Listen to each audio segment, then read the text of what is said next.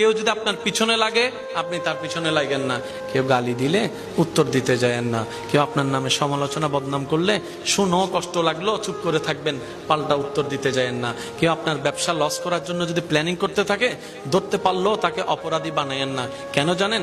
আপনি যখনই এরকম সিচুয়েশন করবেন শুধু একটা কথা বলবেন, ইয়া রব তুমি তো সবকিছু দেখতে পাচ্ছ, ইয়া রব তুমি তো সবকিছু শুনো, তো ইয়া রব তুমি তো সবকিছু জানো।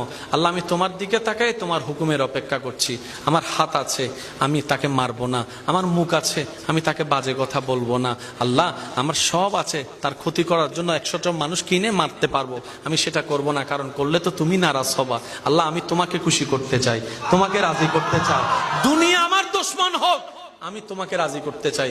একবার বলে দেখেন, দেখেন আল্লাহ পাক আপনার পক্ষ হয়ে এমন এমন কাজ করবে যেখানে কোনো প্রমাণও থাকবে না, জয় আপনার হয়ে যাবে, সম্মান আপনার হয়ে যাবে, রিজিক আপনার বরাদ্দ হয়ে যাবে বেশি আকারে। সুবহান।